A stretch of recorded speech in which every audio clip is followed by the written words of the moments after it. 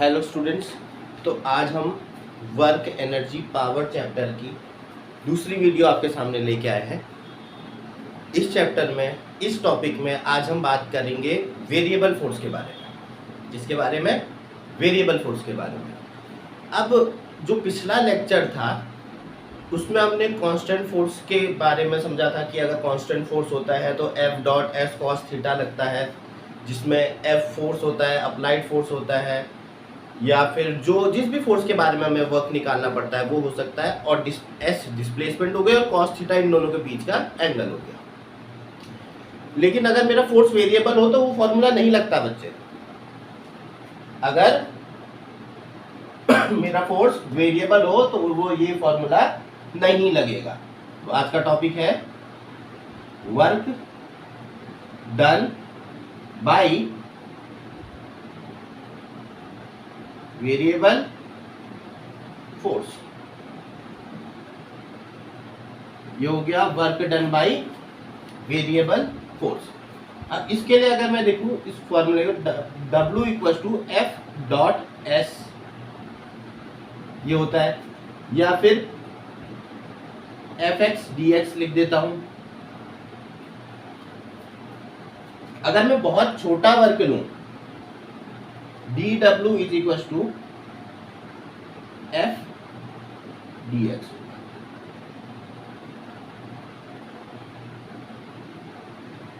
इस कंसेप्ट को यूज करेंगे बच्चों आज। इस चीज से अब हम क्वेश्चन को सॉल्व करेंगे। कभी भी वेरिएबल फोर्स हो, अब वेरिएबल फोर्स दिया कैसे होगा, फोर्स की इक्वेशन दी होगी। F इक्वल टू बोल सकता है 2x plus 1, find the work done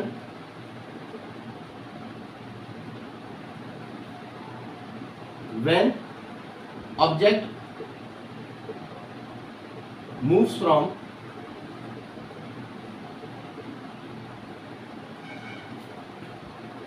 one comma zero to 2,1। देखो बेटा, ये इक्वेशन मेरी एक्स एक्सिस की दी है,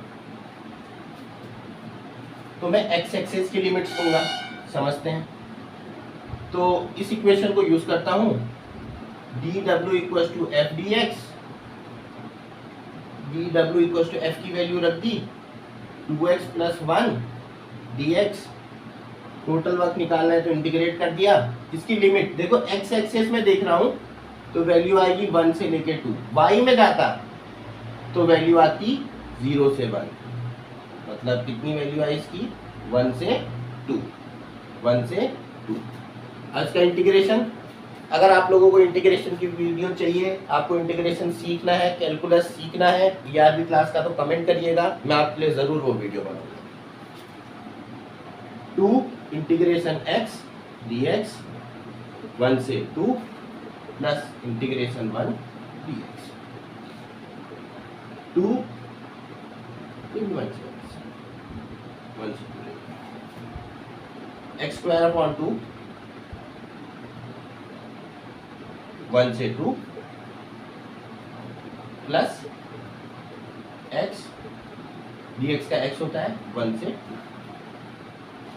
इस पर मैं इसकी वैल्यू चढ़ा दूंगा 4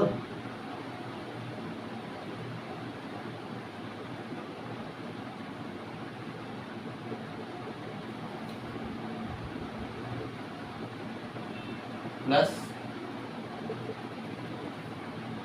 3 अपॉन 2 3 प्लस 1 4। आंसर आ गया जी 4 जूल्स। कुछ इस तरह से।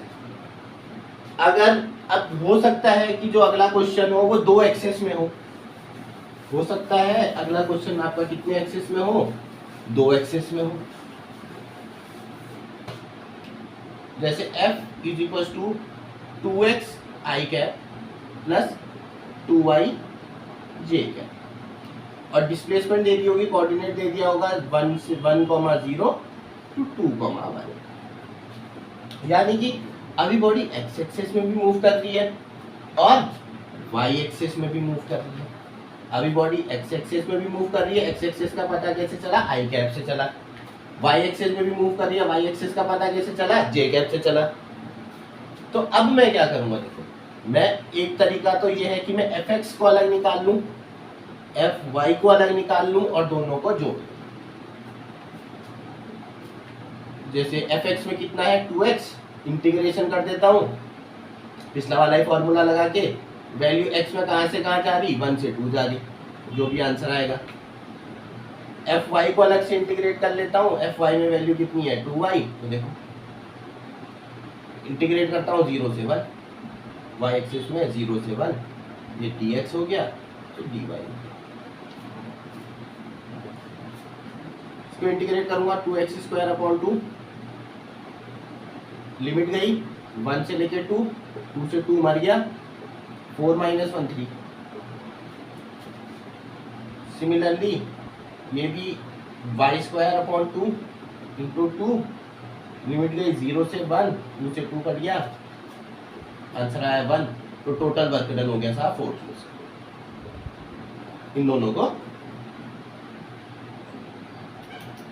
सॉरी W होगा ये, तो W वर्क जो टोटल वर्क होगा WX + WY होगा। मैं इसको सिंपली प्लस कर सकता हूँ क्योंकि वर्क एक स्केलर क्वांटिटी है, मैं इसको सिंपली प्लस कर सकता हूँ बिना वेक्टर सम लगाए, क्योंकि वर्क एक स्केलर क्वांटिटी है। तो इसका 3 जूल्स + 1 जूल्स, आंसर आ गया जी आपका 4 जूल्स। खत्म। अगर यही उसने 3 एक्सेस में दे दिया, यही चीज उसने 3 एक्सेस में दे दी, तो उसको भी देख लेते हैं।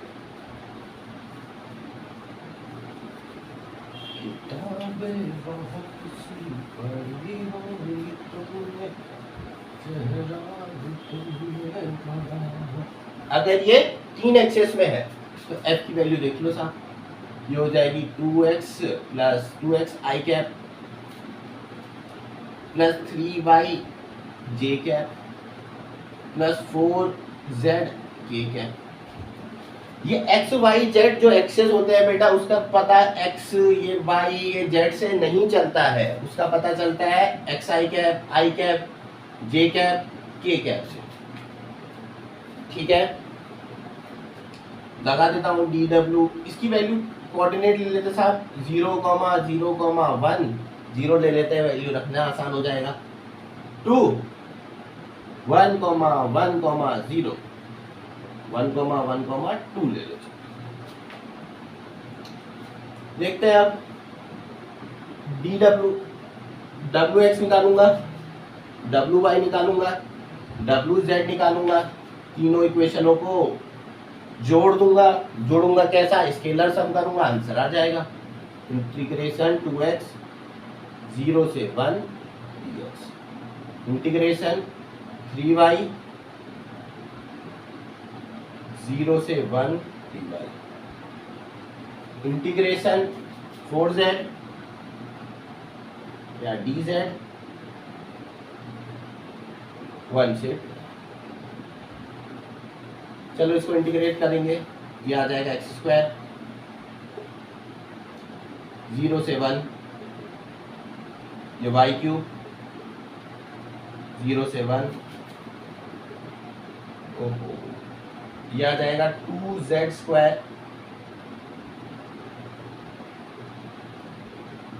1 से 2। लिमिट लग लेता हूँ, upper limit minus lower limit 1, 1 4 8 - 1 7, total तीनों को जोड़ दो,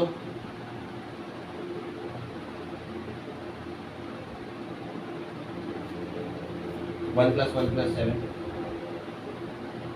आ गया आंसर 9। तो जो पिछला वीडियो अगर आपने नहीं देखा है work done by constant force, तो वो देख लीजिए।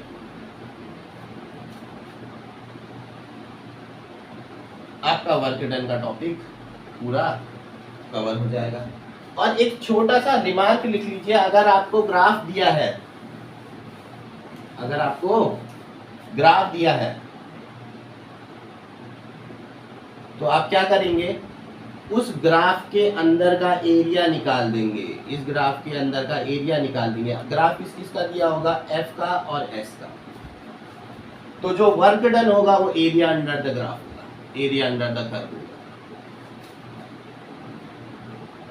Work done is equal to area under the curve of fx graph.